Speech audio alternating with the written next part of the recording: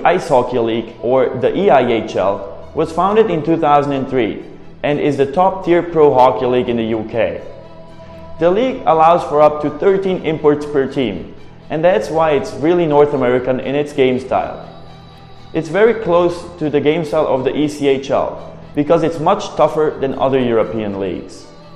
It's got a great attendance average of over 3,000 people per game, and there's no relegation to the NIHL. The league has a great partnership program with the universities, where the players can study while they play pro hockey in the elite league. This is what many players use, and that's why they play there for multiple seasons. Today's interview will be with Luke Moffat from America. Luke played all over Europe, and in his junior years he also got to play for the U17 and U18 national team of the US. Today we'll talk about his experience in England. Hi Luke, thanks for being here with us today. Hi, how we doing? Yeah, so our first question will be, can you quickly explain your hockey career for us? I grew up playing in Phoenix, Arizona, not exactly a hockey hotbed. When I was 13 years old or 14 years old, I got picked for the U.S. national team. I moved across the United States to play for the NTDP, which was Team USA, for my last 2 years of high school for the under 17 and under 18 teams. Got drafted to Colorado Avalanche in 2010. Played 4 years at the University of Michigan, and then started my pro career in Europe, playing in the SHL for Frölunda. Then moved to Norway, playing for Storhamar, and then played in Italy with you at Val Gardena. Played in France, and then the last 2 years of my career, I got my MBA degree while playing over in England. And then I just recently retired and moved into the working world. And how about this opportunity to go to Europe? How did that come about? Oh, totally. I always planned on, trying to play in the AHL and work my way up to the NHL. That's pretty much every kid's dream. But I literally got a call one day. I was at a party.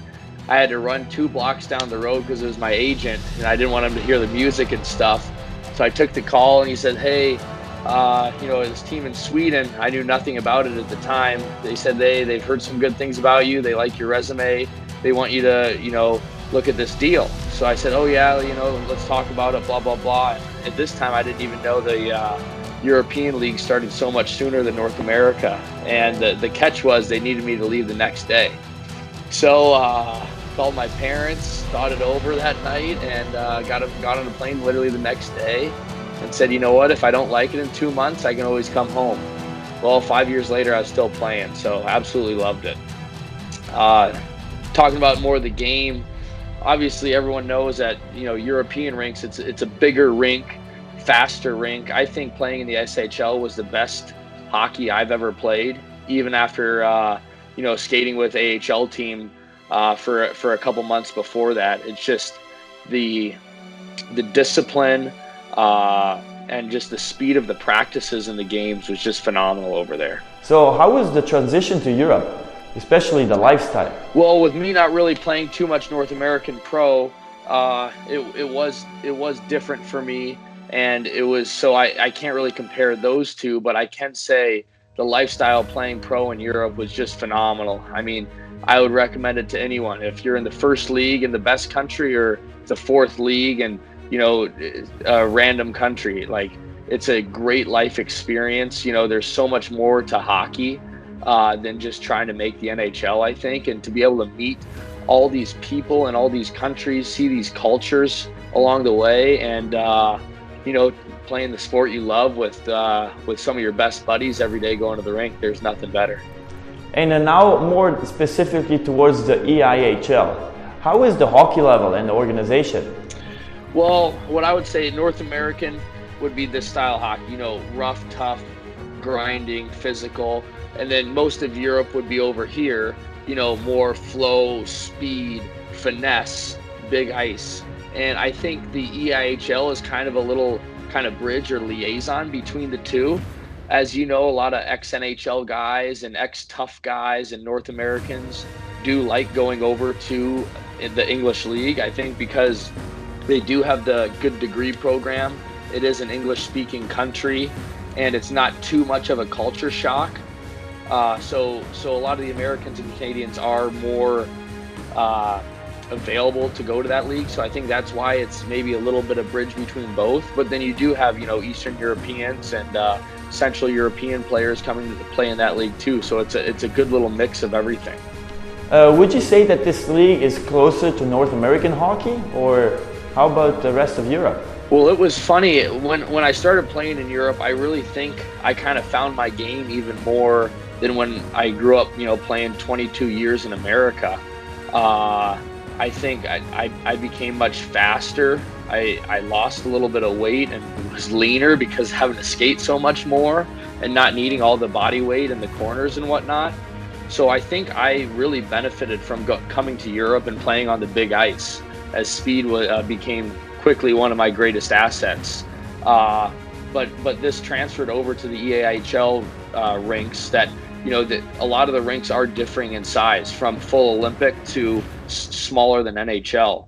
So just a little mix of growing up playing, in grittier, smaller rinks, and then also one of my assets being my speed. It was a fun league for me to play in because each arena and each team you played in, you'd play differently.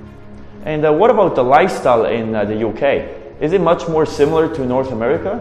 I think it's along those same lines. It was nice for me after 4 years playing in foreign-speaking countries, and obviously most of the world luckily speaks English nowadays. So for that, I praise the Lord, because I could always find out the menu and the basic greetings and questions and whatnot, but that was one thing, to be able to fully communicate with anyone, whether it's on the street or in the locker room.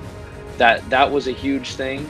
But again, then you're losing some of the unique culture that I got when I was playing with you in Italy or in France or the Scandinavian countries. That is so different and such a great experience for anyone to kind of try to jump into a different culture completely different than their own. What about agents? Did you have always the same agent, or did you manage transfers yourself? No.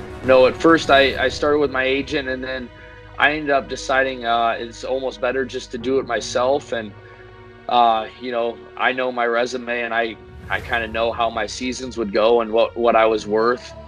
And I would kind of pick 3 to 5 places that I wanted to go the next year, and I'd either let my agent know or contact them myself. So now, looking back, do you have any specific advice for an American player looking to go to Europe?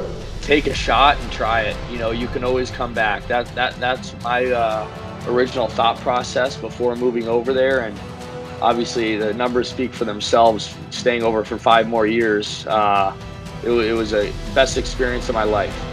I wouldn't trade it for anything, including years in the NHL.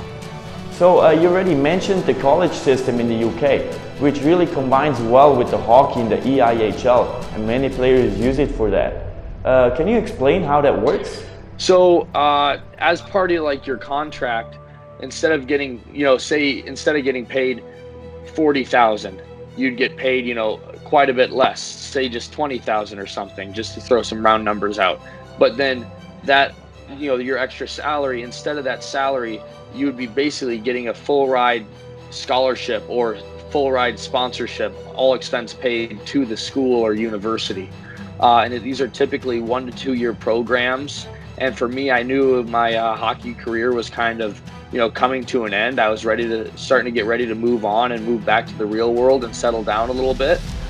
So I thought it was a perfect stepping stone to get my mind back going, to get a little bit of resume builder while I was still enjoying the rest of my hockey career. So you studied while you played in the EIHL as a pro.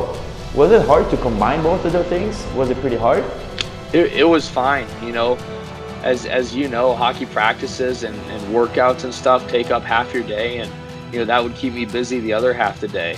And luckily my program, we had 4 different guys in it on my team, so we were able to study with each other and help each other out a lot. And is there anything else you would like to add to your European experience? I just think if you do go over there, you just got to be open and try to make the most of every day. You never know if you're going to get hurt or COVID happens and you got to go home and your career's over. So while you're over there in your free time, Try to make the most of every day. Explore it. Don't be an ugly American or Canadian for that matter. Just embrace the culture. There's going to be some good things and some bad things about each place you go to. You just take it for what it is and make the most of where you are. So that was it for today, Luke. Thanks again for being here with us today. Awesome. Thank you so much.